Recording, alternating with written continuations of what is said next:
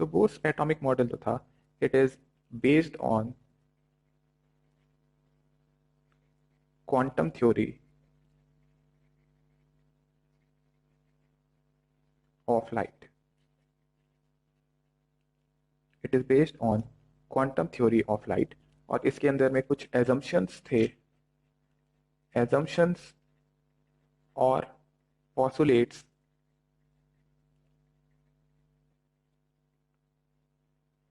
Of Bohr atomic model.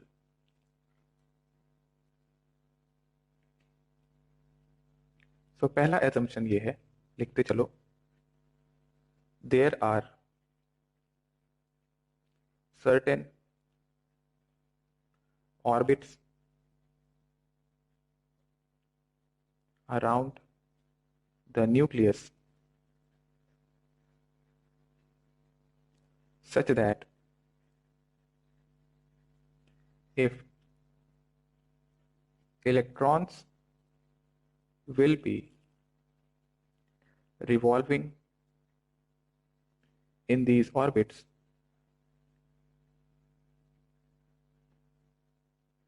then it does not emit any electromagnetic radiation.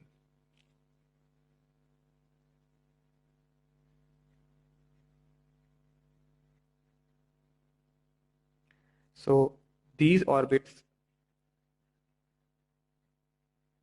are called stationary orbits. Stationary orbits में electron stationary नहीं होते, but energy of electron जो होगी वो लगभग constant रहती है। तो इस वजह से इसको स्टेशनरी ऑर्बिट कह रहे हैं, जहां पे एनर्जी ना तो एमिट कर रहे हैं ना एब्सॉर्ब कर रहा होगा इलेक्ट्रॉन। तो इलेक्ट्रोमैग्नेटिक रेडिएशन एमिट नहीं हो रही होगी। तो सबसे पहला ड्रॉबैक जो था रुथरफोर्ड मॉडल का वो था दैट प्लैंक्स की थ्योरी जो थी वो कहती थी कि एनर्जी एमिट और एब्सॉर्ब होना चाहिए, बट यहाँ बोर मॉडल में ये कह रहे हैं कि ऐसे ऑर्बिट्स होंगे जिनमें एनर्जी ना तो एमिट होगा ना ही एब्सॉर्ब होगा। तो कुल मिला के जो न्यूक्लियस के चारों तरफ ऑर्बिट्स हैं, इन ऑर्बिट्स में जब इलेक्ट्रॉन रिवॉल्व कर रहा होगा तो एनर्जी एब्सॉर्ब या एमिट नहीं होगा, इसका एनर्जी कांस्टेंट होगा। तो जो भी सेंट्रिपिटल फोर्स चाहिए आपको सर्कुलर ऑर्बिट में रिवॉल्व करने के लिए, वो न्यूक्लियस के अट्रैक्शन की वजह से डेवलप होगा। So we can write the necessary centripetal force is due to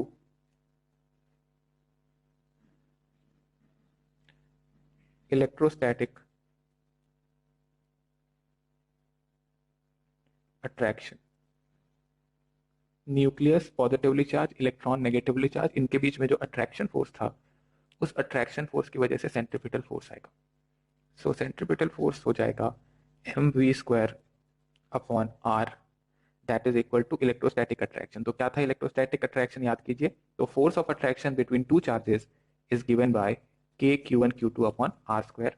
properties of charges में ये हम पढ़ चुके थे। सो यहाँ पे Q1 जो है वो न्यूक्लियस मान लो, Q2 जो है वो मेरा इलेक्ट्रॉन हो जाएगा। तो न्यूक्लियस के अंदर में Z प्रोटॉन्स थे, तो Z into charge of 1 proton, और ये हो जाता है k ZE² अपॉन r²। सो Q1 मैंने लिया ZE न्यूक्लियस की वजह से, Q2 मैंने लिया माइनस E मान लीजिए इसे, that is due to the electron, and the distance between these two charges is r। So पहला यहां से फॉर्मूला आ जाता है हमारे पास mv² upon r equal to kZe² upon r², where E is the charge of an electron or a proton।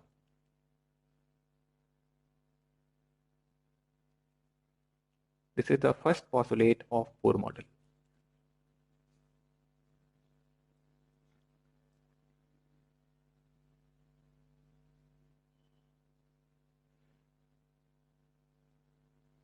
Note कीजिए।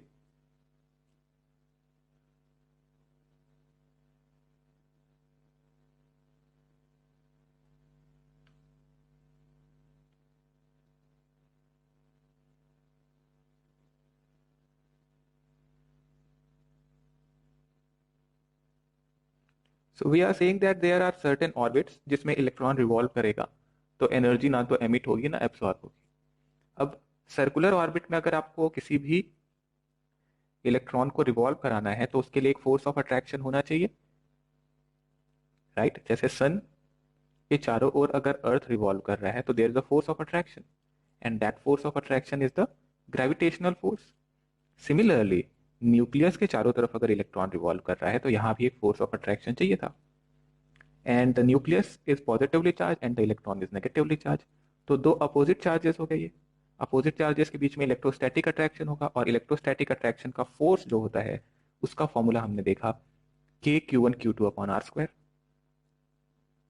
We have read this in the properties of charge, मैंने ये पढ़ाया था प्रॉपर्टीज ऑफ चार्ज में।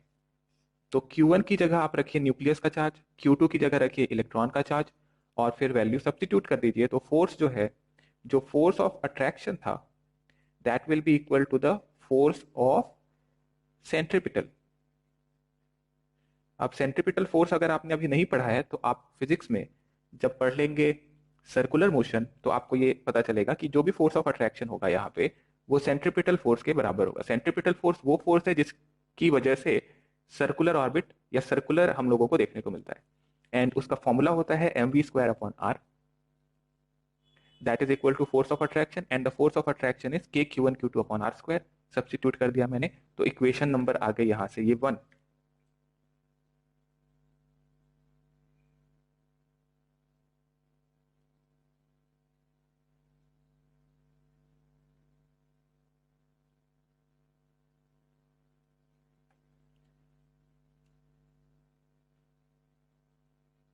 Then second point,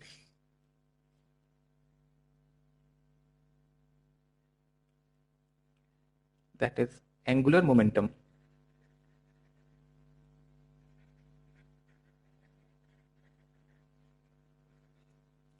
of the electron in these stationary orbit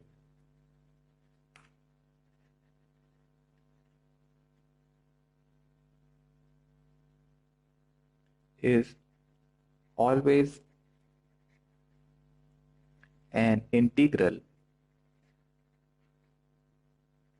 multiple of h upon 2 pi।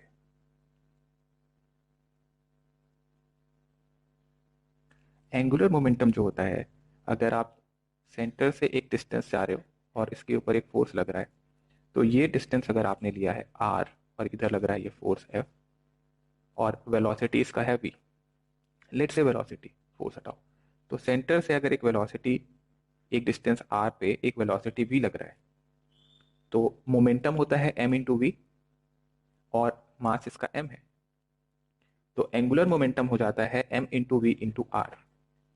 Momentum into distance will give the angular momentum mvr। This is also taught in physics, तो ये भी physics में आपको आगे चल के पढ़ाया जाएगा। फिलहाल हम अपने काम का समझ लेते हैं कि सेंटर से r डिस्टेंस पे अगर m मास v वेलोसिटी के साथ है और सेंटर के साथ ये एक सर्कुलर ऑर्बिट जैसा कर रहा है, तो यहाँ पे एंगुलर मोमेंटम निकाला जाएगा mvr। तो कह रहा है ये angular momentum of the electron in this stationery orbit is an integral multiple of h upon 2 पाई। ये h अपॉन 2 पाई के इंटीग्रल मल्टीपल है, ये बोर मॉडल कह रहा है।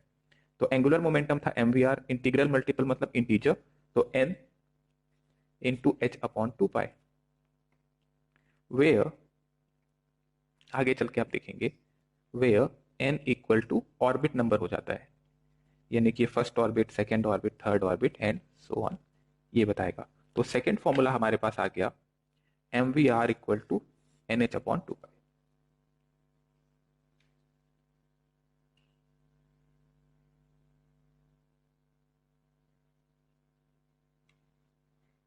Third point,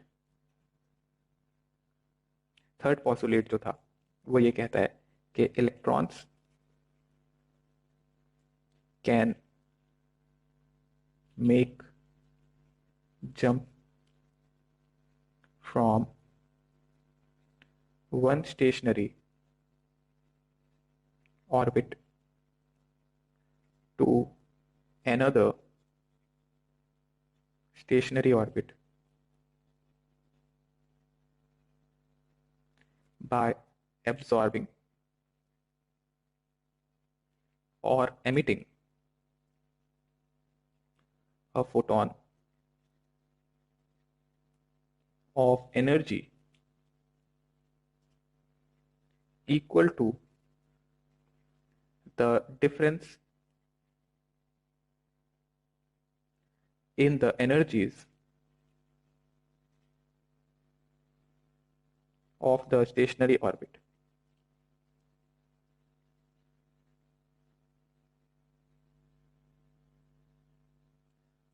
That is, energy changes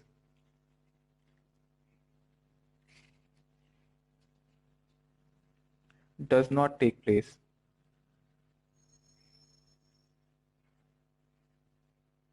in continuous manner. Energy changes does not take place in continuous manner. So third point जो था उसको समझ लेते हैं हम.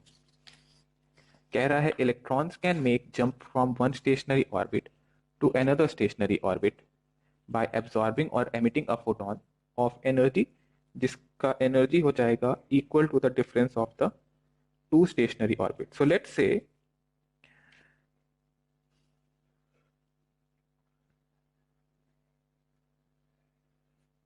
ये एक हमारा ऑर्बिट है और ये दूसरा ऑर्बिट है.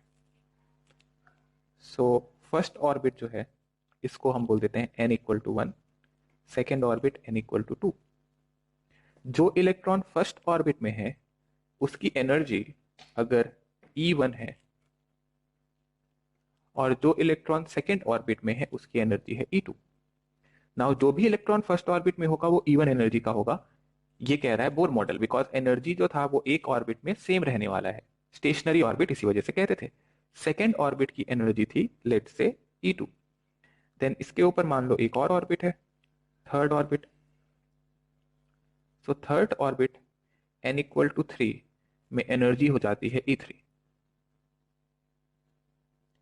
E1 E2 E3 इस तरीके से हमारा एनर्जी आ रहा है. तो अगर एक इलेक्ट्रॉन फर्स्ट ऑर्बिट में था और फर्स्ट ऑर्बिट से ये सेकेंड ऑर्बिट में जंप करके जा रहा है.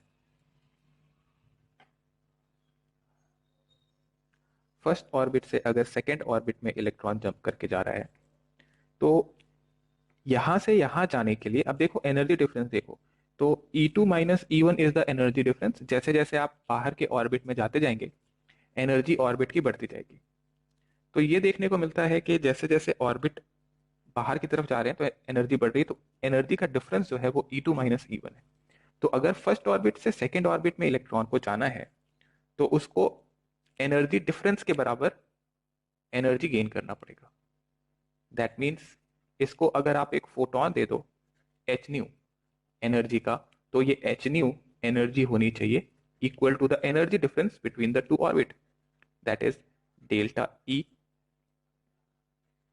or we can say it is E2 minus E1. और एच न्यू को आप लिख सकते हैं HC अपॉन lambda equal to E2 minus E1.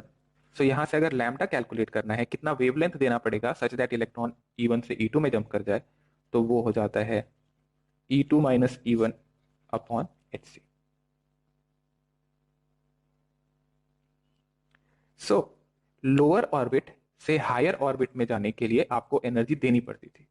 लेकिन मान लो एक इलेक्ट्रॉन अगर थर्ड ऑर्बिट में है और थर्ड ऑर्बिट से फर्स्ट ऑर्बिट में आता है थर्ड ऑर्बिट से फर्स्ट ऑर्बिट में आता है तो क्या होगा. अब होगा ये कि थर्ड ऑर्बिट की एनर्जी ज्यादा थी फर्स्ट ऑर्बिट की एनर्जी कम थी. तो हायर एनर्जी से जब लोअर एनर्जी पे इलेक्ट्रॉन आ रहा है तो वो जो E3 अमाउंट ऑफ एनर्जी था वो पूरा एनर्जी नहीं रख सकता. जब वो फर्स्ट ऑर्बिट पहुंच जाएगा तो उसकी एनर्जी E1 होनी चाहिए. तो जो भी एक्स्ट्रा एनर्जी है उसको वो बाहर निकालना पड़ेगा एमिट करना पड़ेगा. तो अब यहाँ पे जो एनर्जी डिफरेंस है वो है E3 माइनस E1. और क्योंकि आप हायर ऑर्बिट से लोअर ऑर्बिट पे जा रहे हो ज्यादा एनर्जी से कम एनर्जी पे जा रहे हो तो ज्यादा एनर्जी से कम एनर्जी पे जाओगे तो जो बची हुई एनर्जी है, एक्स्ट्रा एनर्जी जो आपके पास रह गई, वो उसको एमिट करना पड़ेगा। और वो एमिट कैसे करेगा? वो एमिट करेगा in the form of light और फोटॉन्स और इलेक्ट्रोमैग्नेटिक रेडिएशन। तो जब ये यहां से फोटोन अब एमिट करेगा हायर ऑर्बिट से लोअर ऑर्बिट में जब ये जा रहा है, तो इसकी एनर्जी अगर एच न्यू है और एच सी अपॉन लैम्डा है, तो बताओ एच न्यू की वैल्यू कितनी होनी चाहिए अब? सो अब यहां पे ये एच न्यू की वैल्यू होनी चाहिए एनर्जी डिफरेंस के बराबर E3 माइनस E1। बस अंतर क्या हो गया? अब ये एनर्जी रिलीज होगी।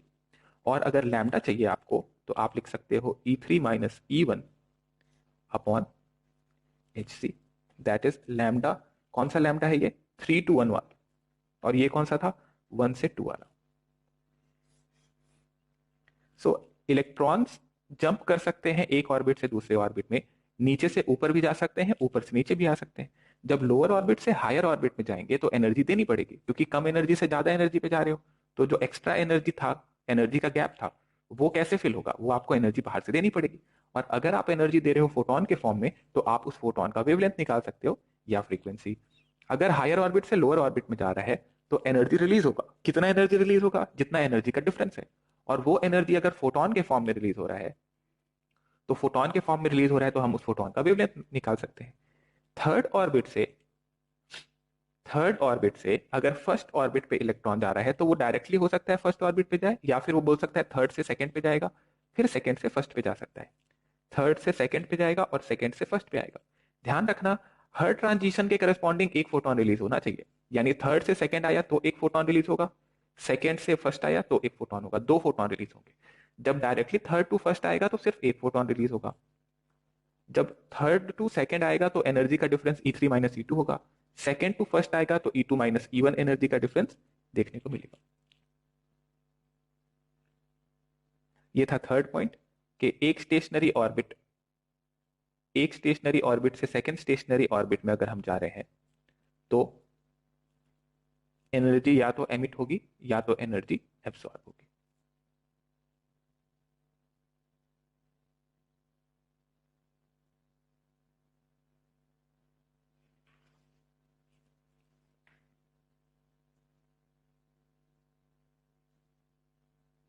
सो फ्रीक्वेंसी का फॉर्मूला लिख सकते हैं हमें, nu equal to delta E upon H, and this is known as Bohr's frequency rule.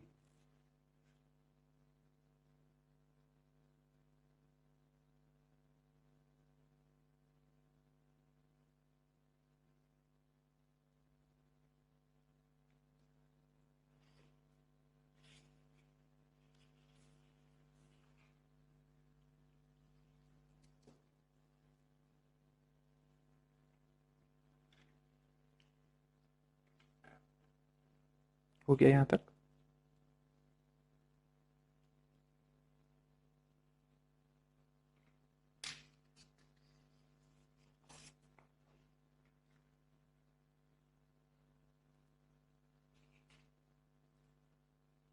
इसके आगे हम सीखते हैं calculation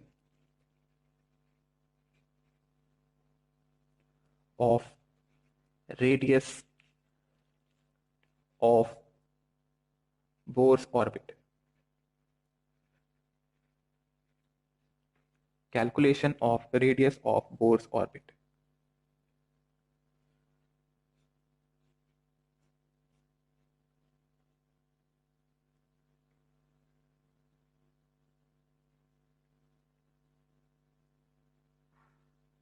So the force of attraction जो था वो था k z e square upon r square, where k is 1 upon 4 pi epsilon naught। ये सब देख चुके हैं हम। इसकी वैल्यू थी 9 into 10⁻⁹ newton metre square cent coulomb to the power -2। And the centripetal force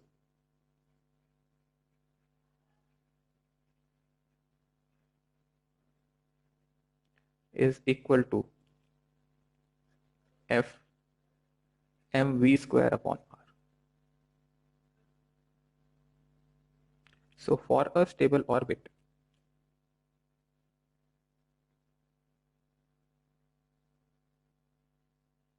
both forces are balanced.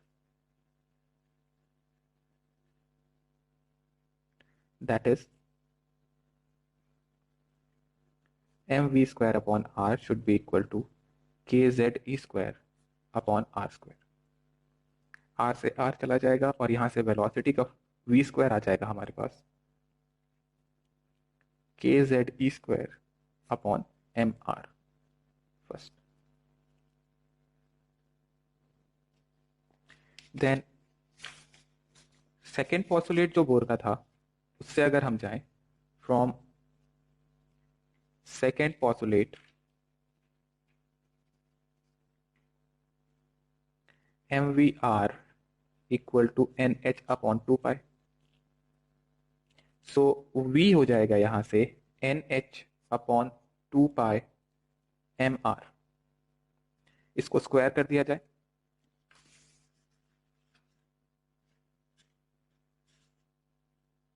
So on squaring,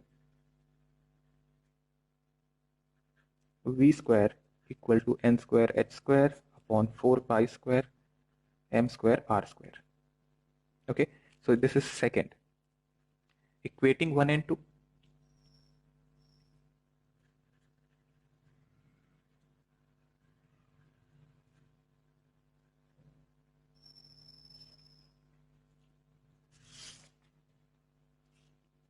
So this is kze square upon mr equal to n square h square upon 4 pi square m square r square.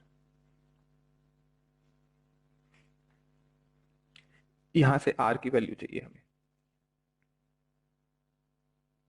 तो r आ जाएगा इसको solve करने पे. देखिए n square h square upon 4 pi square m, that is the mass of electron, into k z e square.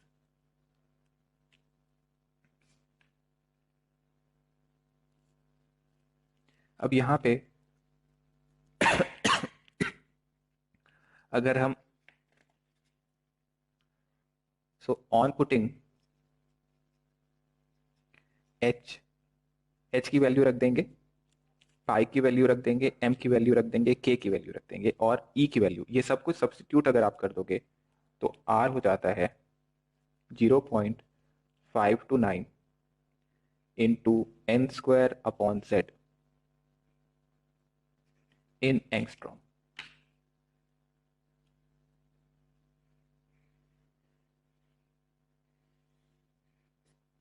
Point 529 into n square upon z angstrom, where n is the orbit number and z is the atomic number.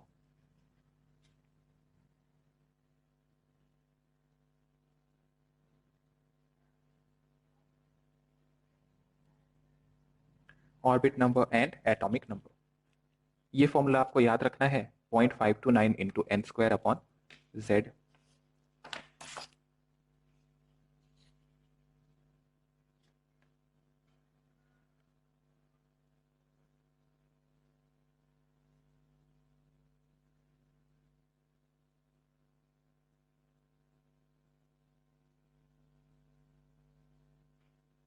So let's take an example.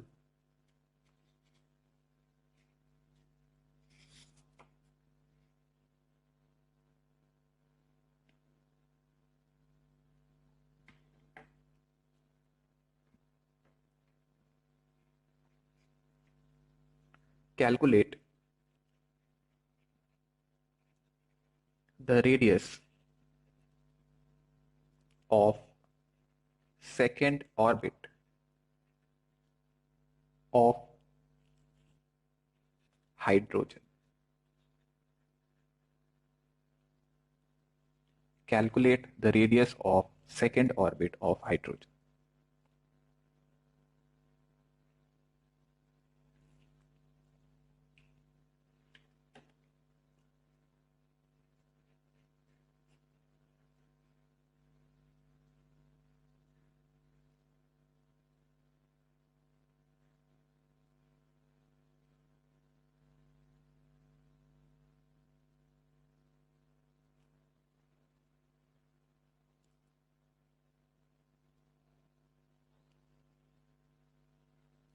So hydrogen है तो z equal to 1 होगा, and second orbit है अगर, तो n की value हो जाएगी 2 because it is second orbit, and we have to use that r radius of the orbit is 0.529 into N square upon z, और आंसर आ जाएगा हमारा एंगस्ट्रॉम में।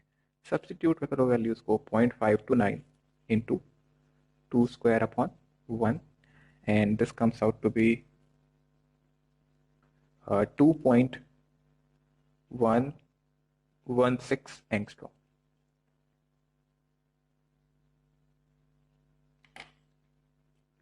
Next example, calculate the radius of second orbit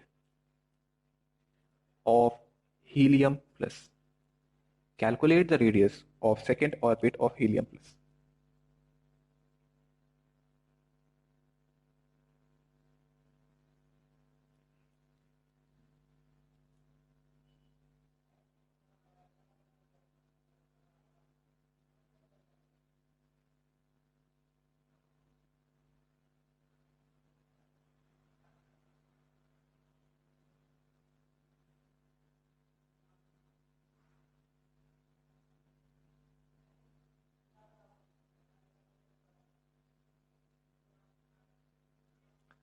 Calculate the radius of second orbit of helium plus.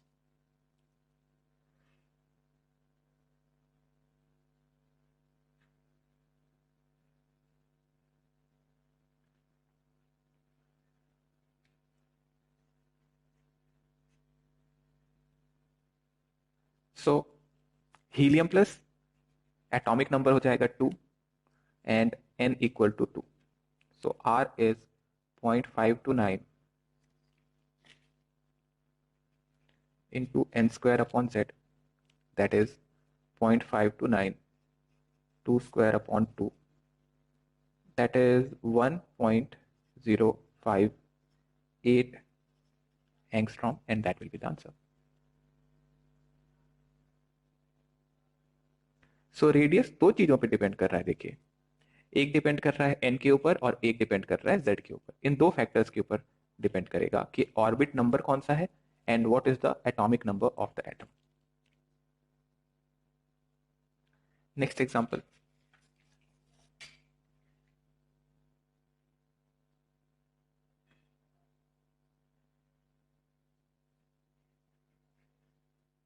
calculate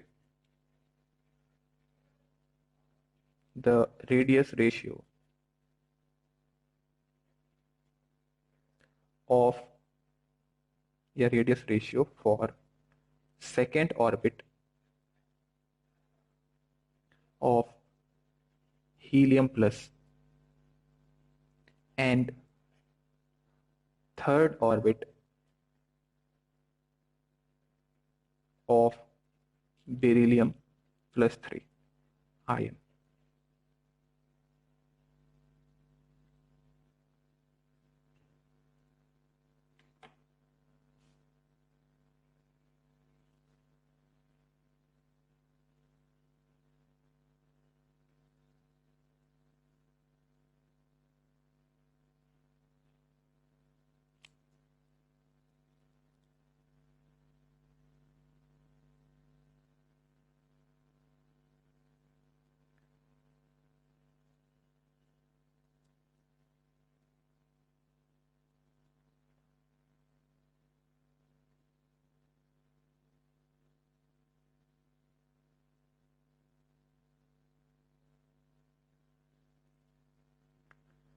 okay, सो अगर हम helium plus के लिए देखें तो ये हो जाएगा 0.529 into N square upon Z. N कौन सा है? Second orbit of helium, and helium का एन की वैल्यू 2 थी, जेड की वैल्यू भी 2 थी। Then radius of beryllium plus 3 is 0.529। Now यहाँ पे देखो थर्ड ऑर्बिट है तो एन की वैल्यू 3 हो जाएगी, और beryllium plus 3 hydrogen helium lithium beryllium, तो z इक्वल टू 4 हो जाएगा। So this is 3 square upon 4। दोनों का रेशियो चाहिए मुझे।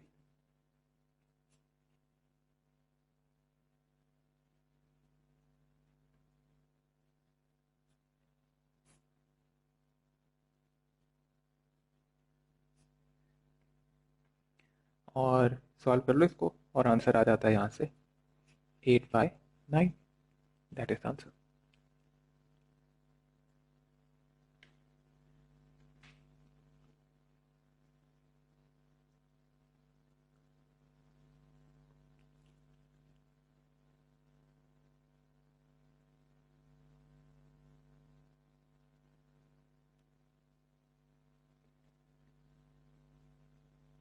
तो ये हुआ रेडियस के कुछ एग्जांपल्स।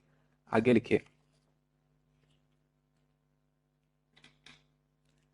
Calculation of velocity.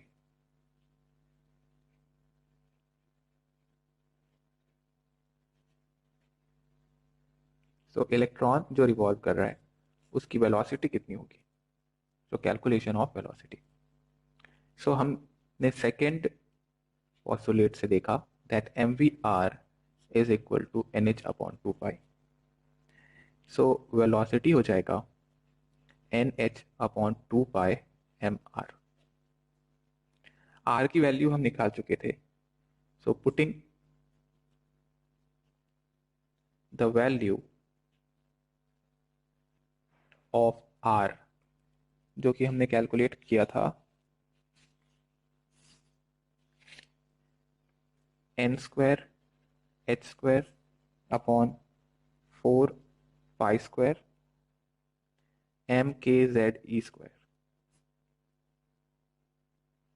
सो इसको मैं r की जगह पुट कर दूंगा तो v की वैल्यू हो जाएगी nh/2 pi m n²h²/4 पाई² mkze²। So this comes out to be nh into 4 pi² m z e² k upon 2 pi m n²h²। Solve करोगे तो ये आता है 2 pi ze² k upon nh।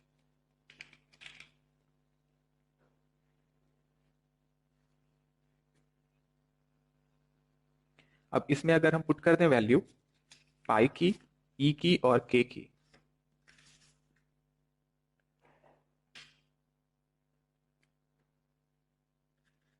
Putting the value of पाई, ई, के and H, velocity का formula आ जाता है सिंप्लीफाइड फॉर्म में 2.18 इंटू 10⁶ इंटू z/n मीटर पर second. 2.18 into 10⁶ into z/n।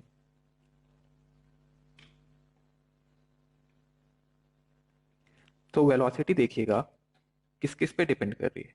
Velocity is directly proportional to z, यानी कि अगर एटॉमिक नंबर बढ़ेगा तो वेलोसिटी बढ़ेगी, और वेलोसिटी जो है वो इनवर्सली प्रोपोर्शनल है n के। तो अगर ऑर्बिट नंबर बढ़ता है तो वेलोसिटी कम होती जाएगी, एटॉमिक नंबर बढ़ेगा तो वेलोसिटी बढ़ेगी, और अगर ऑर्बिट नंबर बढ़ता है तो वेलोसिटी कम होती जाएगी।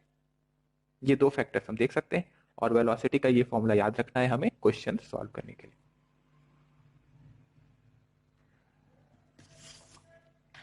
सो अगर आपको वेलोसिटी पता चल गया और आपसे हम पूछें what is the time period of revolution,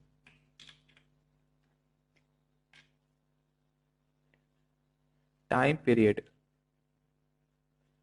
of revolution of electron.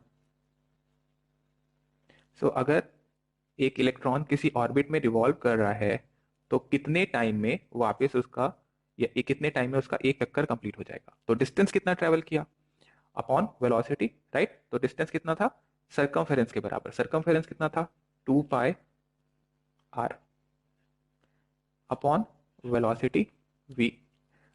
So 2 pi r upon v, या स्पीड मान लो v, और r की वैल्यू रखो। तो अगर मैं जस्ट एक कंपेयर करके बताऊं आपको, तो r की वैल्यू अगर 0.529 into N square upon Z था, velocity 2.18 into 10⁶ into Z by N. तो वैल्यू सब्स्टिट्यूट करने पे आपको प्रोपोर्शनैलिटी समझ में आता है that time period of revolution, N ऊपर आ जाएगा देखो, N cube upon Z square, यानी कि टाइम पीरियड जो है वो एन क्यूब के डायरेक्टली प्रोपोर्शनल है और जेड स्क्वायर के इनवर्सली प्रोपोर्शनल है। यहीं पे अगर पूछ ले frequency of revolution, so frequency is inversely proportional to time period. ध्यान रखिए, ये टाइम पीरियड ऑफ रेवोल्यूशन का फ्रीक्वेंसी इनवर्सली प्रोपोर्शनल है, तो ये प्रोपोर्शनैलिटी हो जाएगी N cube upon Z square था टाइम पीरियड, तो Z square upon N cube, and that will be the frequency of revolution.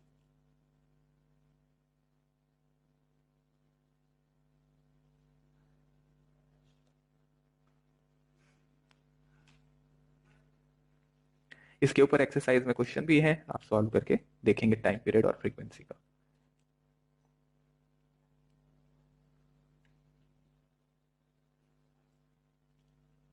एक एग्जांपल लिखते हैं, नोट कीजिए यहां तक।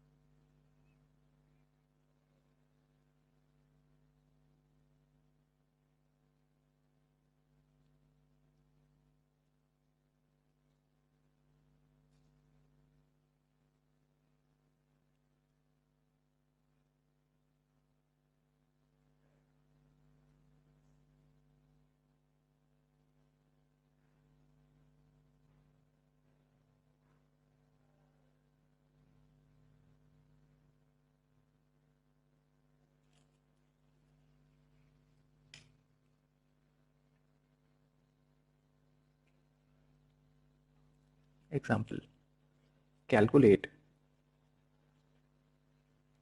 The velocity of an electron revolving in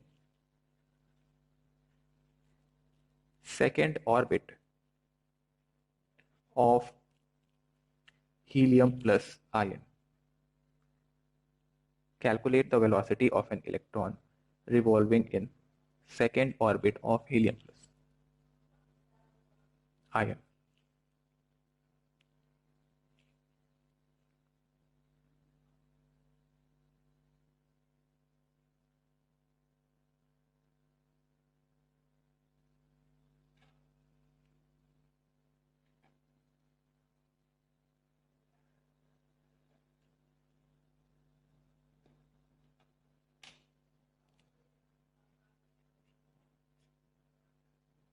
So velocity is 2.18 into 10 to the power 6 into z by n. So z for helium plus is 2 and orbit कह रहा है second orbit. Substitute कर दो values को. So 2.18 into 10 to the power 6 meter per second, that will be the answer.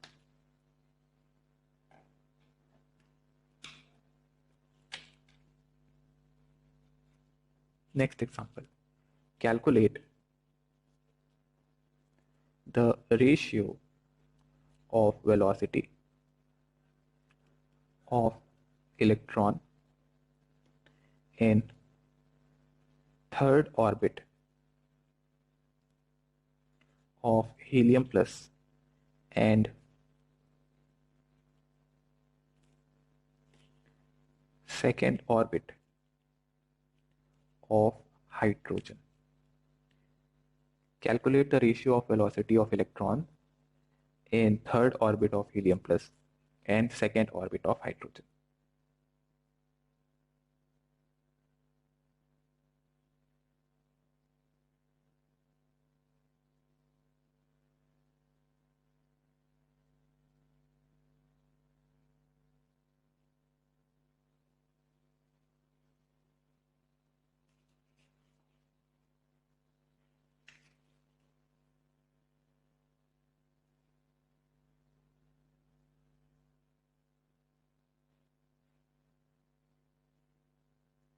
कितना आ रहा है answer?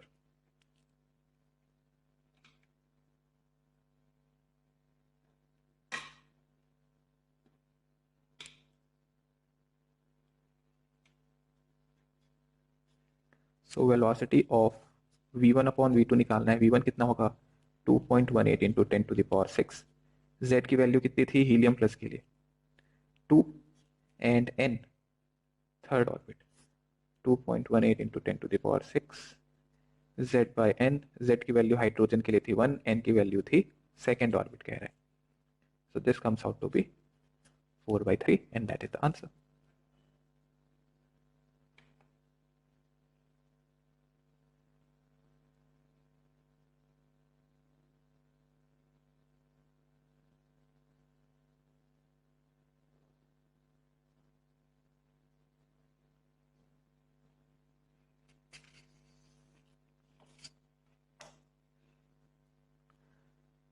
Then calculation, third calculation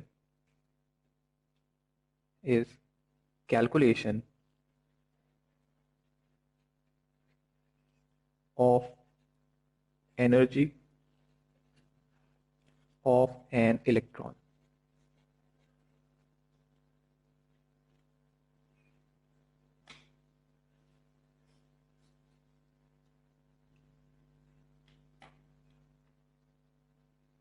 सो टोटल एनर्जी का कैलकुलेशन या एनर्जी का कैलकुलेशन हम चाहते हैं इलेक्ट्रॉन जो रिवॉल्व कर रहा है उसके लिए। तो हमें पता था दैट टोटल एनर्जी जो होगी किसी भी इलेक्ट्रॉन की वो होगी kinetic energy plus potential energy, where TE is total energy, KE is kinetic energy, and PE is potential energy.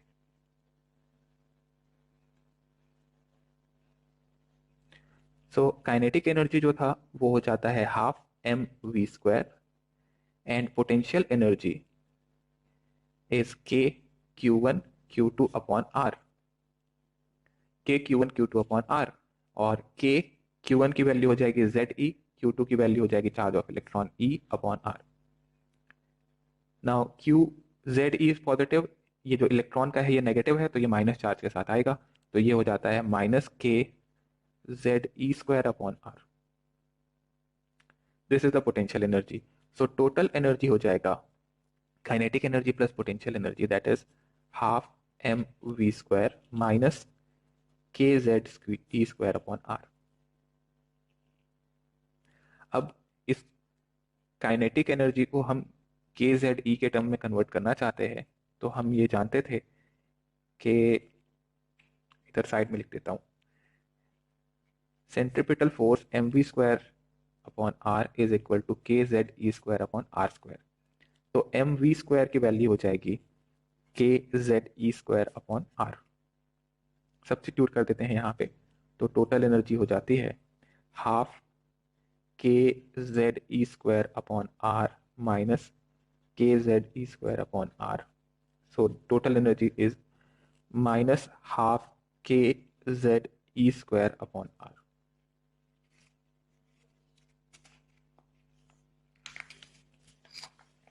इसमें से हम R की वैल्यू सब्स्टिट्यूट कर देंगे जो हम निकाले थे, तो total energy is minus half KZE²।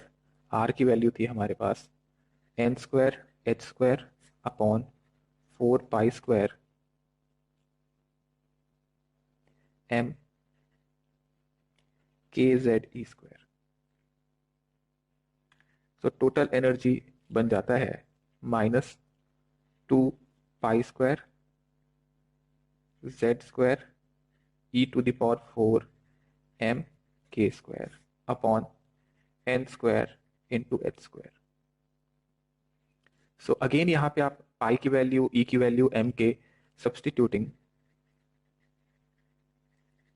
Pi e m k and h, so total energy becomes -13.6 into z² upon n²। That means बाकी सारी चीजें तो कांस्टेंट थी, सिर्फ दो ही चीजें वेरी हो रही थी, वो था z और n। तो जितने कांस्टेंट थे सबका वैल्यू मैंने सब्स्टिट्यूट करके निकाल दिया। अच्छा, ये वैल्यू आती है इलेक्ट्रॉन वोल्ट में, -13.6 into Z square upon N square electron volt.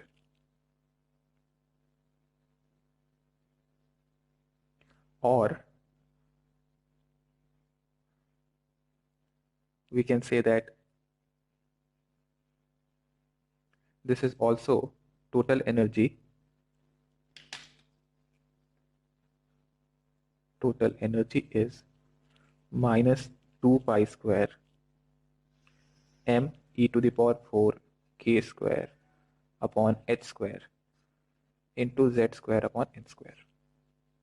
So ये पूरा कांस्टेंट वाला वैल्यू -13.6 इलेक्ट्रॉन वोल्ट हो जाएगा। So energy in any orbit number n can be said to be -13.6 into z square upon n square electron volt.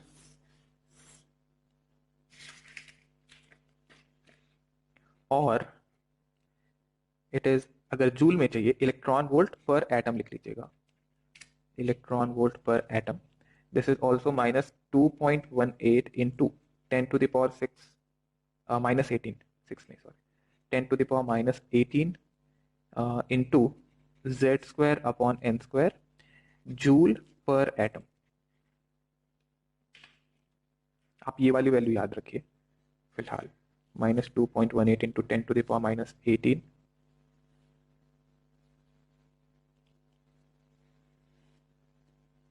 Into Z square upon N square joule पर atom.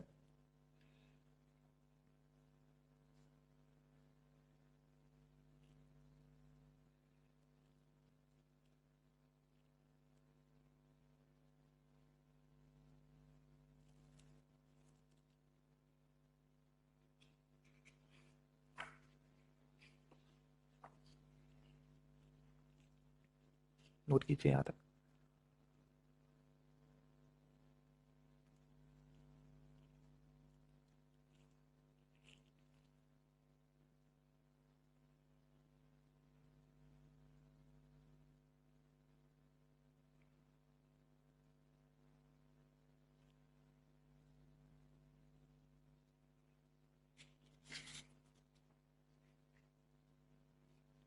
Okay, सो total energy अगर आप देखें, हमने अभी derive किया, ये था -½ K Z E square upon R. और जो पोटेंशियल एनर्जी हमने देखा था वो था K Z E square upon R minus में। सो हम यहाँ पे इन दोनों के बीच में टोटल एनर्जी और पोटेंशियल एनर्जी के बीच में रिलेशनशिप निकाल सकते हैं, that total energy is half of potential energy.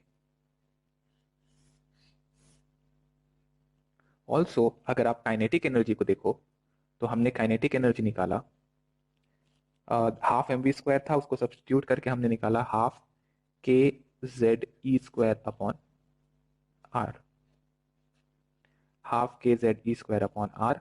तो ये हो जाएगा टोटल एनर्जी को के टर्म्स में अगर आप देखो तो total energy is minus of kinetic energy.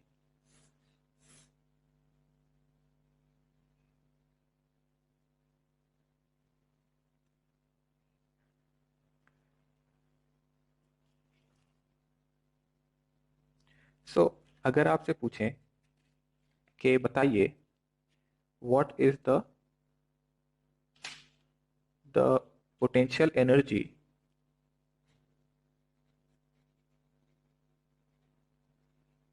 At the infinity, potential energy at infinity कितना होगा? तो पोटेंशियल एनर्जी जो थी वो ट्वाइस ऑफ टोटल एनर्जी लिख सकते हैं हम, और टोटल एनर्जी कितना था? -13.6 into Z square upon N square. अब अगर आप इस फॉर्मूले से देखो तो इन्फिनिटी का मतलब क्या होगा कि आप न्यूक्लियस से ऐसे करते करते आप इन्फिनिटी डिस्टेंस पे पहुंच गए हो। तो इन्फिनिटी डिस्टेंस पे एन की वैल्यू कितनी हो जाएगी? First orbit, second orbit, third orbit, ऐसे करते करते आप इन्फिनिटी पे पहुंच जाओगे। तो टोटल एनर्जी यहां पे हो जाएगा -13.6 into Z square upon infinity. 1 upon infinity की वैल्यू हो जाती है 0, तो टोटल एनर्जी हो जाएगी 0, इसका मतलब पोटेंशियल एनर्जी की वैल्यू भी हो जाएगी 0। इस फॉर्मूले में n की जगह इंफिनिटी रख के देख लीजिए। सिमिलरली अगर पूछें the kinetic energy at the infinity, तो ये कितना होने वाला है? Calculate the kinetic energy at infinity.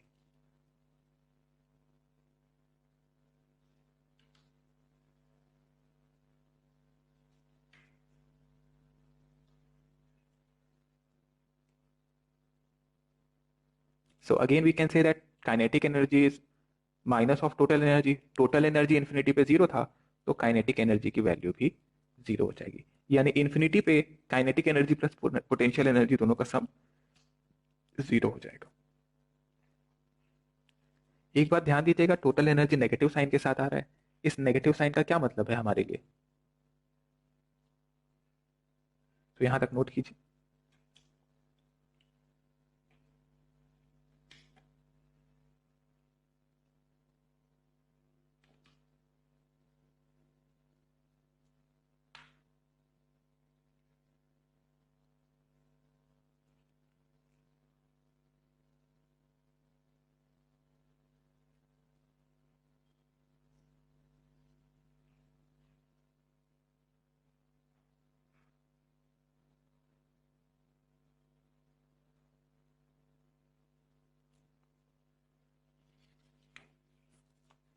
तो यहाँ पे टोटल एनर्जी का जो नेगेटिव साइन है वो हमें एक इंफॉर्मेशन दे रहा है that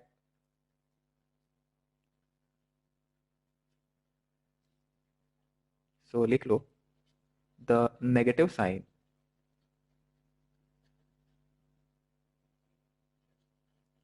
of energy indicate that there is attraction between the negatively charged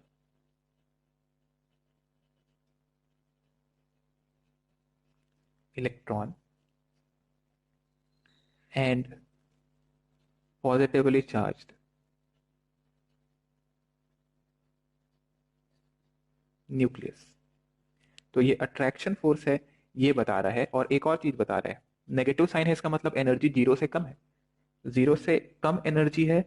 और इसका मतलब जैसे देखो -13.6 z² अपॉन n² एन की वैल्यू बढ़ाते बढ़ाते बढ़ाते बढ़ाते जब आप इन्फिनिटी पे पहुंचोगे तो इन्फिनिटी पे टोटल एनर्जी 0 हो जा रही है। और फर्स्ट सेकंड थर्ड ऑर्बिट में जैसे जैसे आप जाएंगे वो 0 के करीब होता जाएगा। यानी फर्स्ट ऑर्बिट में सबसे नेगेटिव है, सेकंड ऑर्बिट में उससे थोड़ी सी वैल्यू कम होगी नेगेटिव में, और ऐसे इन्फिनिटी पे पहुंचेंगे करते करते तो आप 0 एनर्जी पे पहुंचेंगे। तो जितना ज्यादा न्यूक्लियस के करीब है उतना ज्यादा टोटल एनर्जी कम है, उतना ज्यादा 0 से कम है। और जितनी एनर्जी कम होगी नेगेटिव में होगी, स्टेबिलिटी उतनी ही ज्यादा होगी। तो एनर्जी अगर कम है तो स्टेबिलिटी ज्यादा होगी। इन्फिनिटी पे एनर्जी 0 हो जाती है और वहां पे इलेक्ट्रॉन और न्यूक्लियस के बीच में अट्रैक्शन खत्म हो जाता है। तो एक चीज और देखो, this total energy is inversely proportional to 1/n²। लेकिन नेगेटिव साइन भी है यहाँ पे, तो we can write here the energy of an electron is inversely proportional to square of n with negative sign।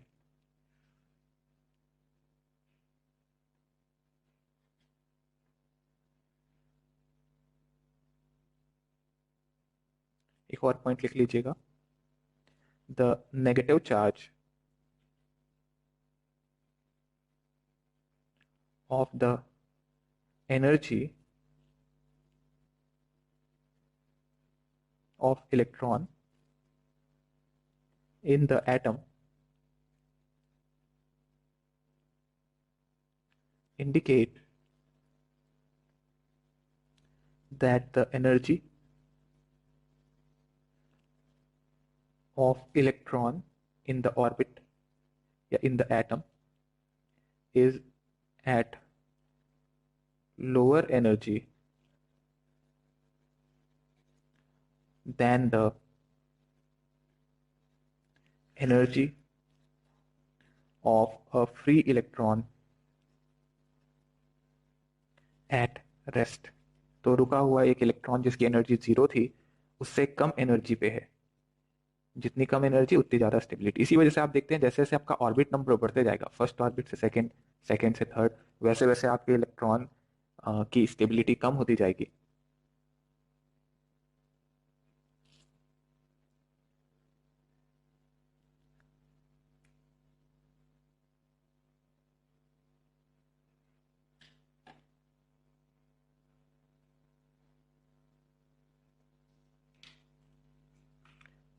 Note कीजिए यहां तक।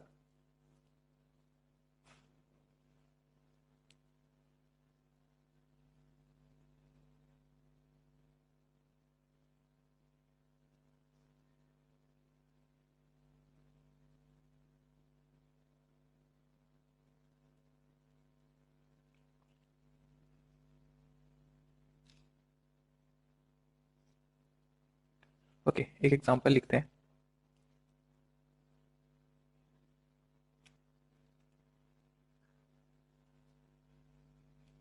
Calculate the energy of an electron revolving in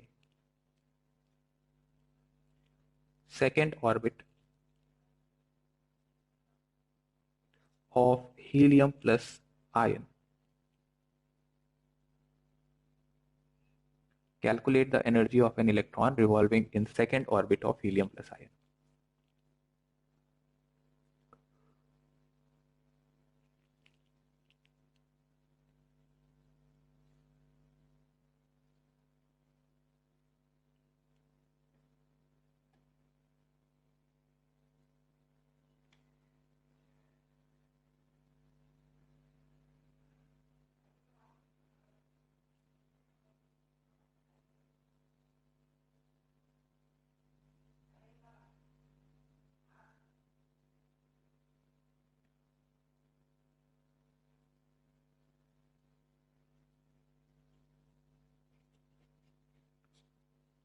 okay, so we can see that helium है, इसका मतलब Z की value 2 है, second orbit मतलब N की वैल्यू 2 है, and energy is -13.6 into Z square upon N square electron volt पर atom. Substitute कर देंगे वैल्यूज, -13.6 इंटू 2 स्क्वायर, नीचे भी 2 स्क्वायर आ जाएगा, और आंसर आ जाता है -13.6 इलेक्ट्रॉन वोल्ट पर एटम। या -13.6 इलेक्ट्रॉन वोल्ट भी अगर आप लिखेंगे तो भी आंसर करेक्ट है। एक और example, calculate the energy of an electron revolving in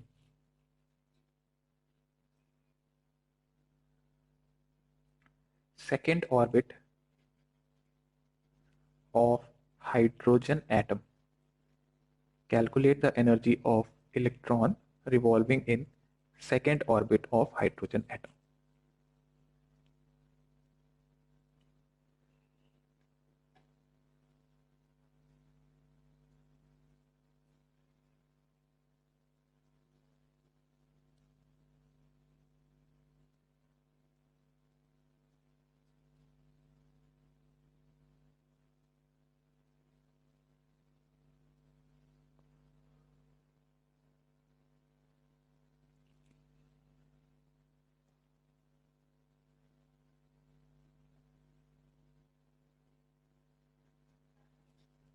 so energy will be -13.6 into Z, hydrogen के लिए 1 हो जाएगा, और एन की वैल्यू हो जाएगी 2 का square electron volt, and this is -3.4 electron volt.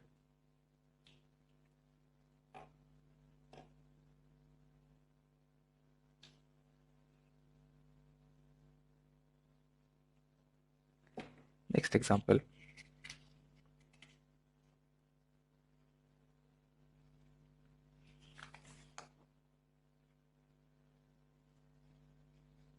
calculate the ratio of energy of electron revolving in third orbit of helium plus and second orbit of lithium plus 2 ion. Calculate the ratio of energy of electrons revolving in third orbit of helium plus and second orbit of lithium plus 2.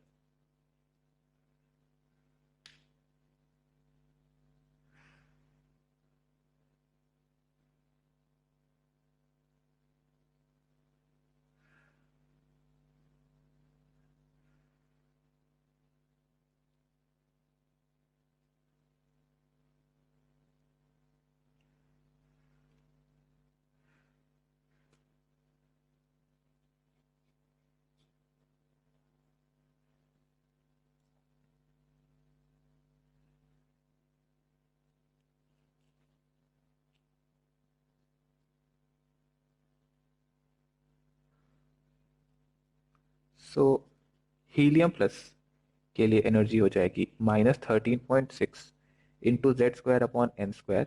So Z की value होगी helium plus के लिए 2, N square third orbit है, then E for lithium plus 2 -13.6, Z lithium का हो जाएगा 3 और second orbit है तो 2 स्क्वायर. सो अब सॉल्व करना बचा है बस.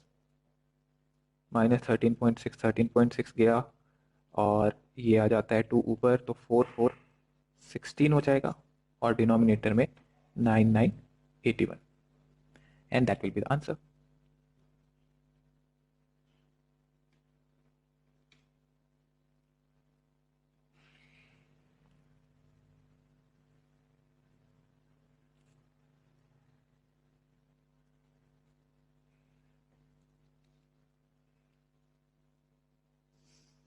हो गया, नोट कर लिया.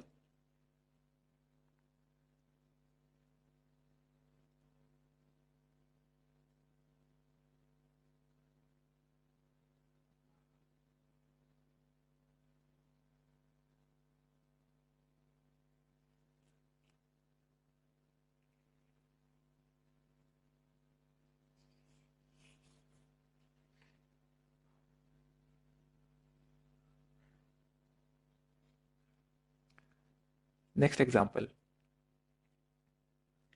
If an electron makes transition from first orbit of hydrogen to second orbit. If an electron makes transition from first orbit to second orbit, calculate the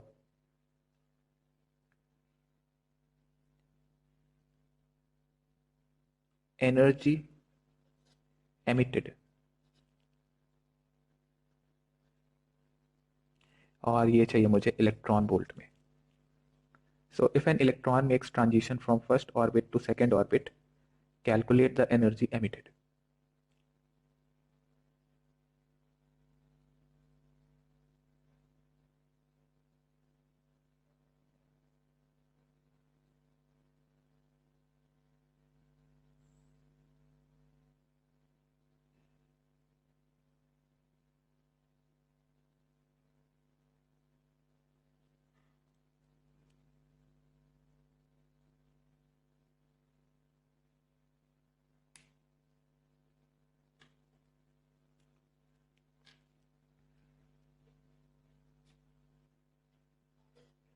So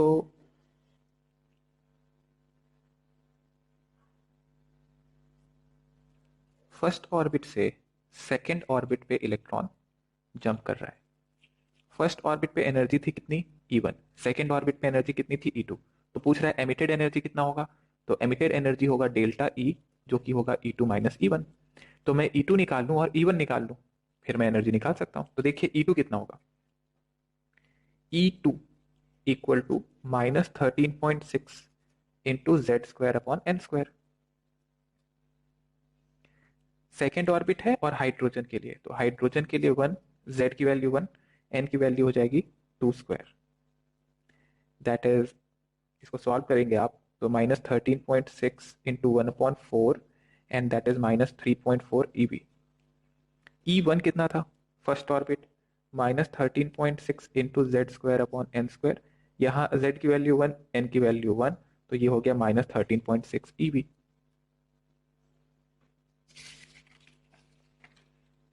So delta E is equal to E2 minus E1 minus 13.6 minus 3 point minus of -3.4 electron volt. Subtract कर देंगे तो ये आ जाएगा 10.2 electron volt. अब अगर मैं कह दूं कि E1 से E2 जाने के लिए जो एनर्जी का गैप था वो आपने एनर्जी दिया फोटोन के फॉर्म में, तो what is the wavelength of the photon, अगर ये पूछ ले यहां पे, तो we know that h nu, अलग से बता देते हैं।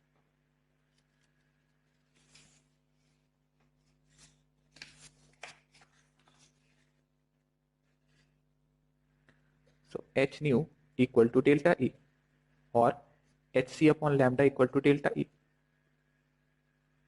लैम्डा अगर चाहिए तो delta E upon H c हो जाएगा। डेल्टा E हमने निकाल लिया 10.2 इलेक्ट्रॉन वोल्ट, और एच सी की वैल्यू अगर आप रख दो 12400, एक मिनट उल्टा हो गया ये, lambda equal to h c upon delta E हो जाएगा।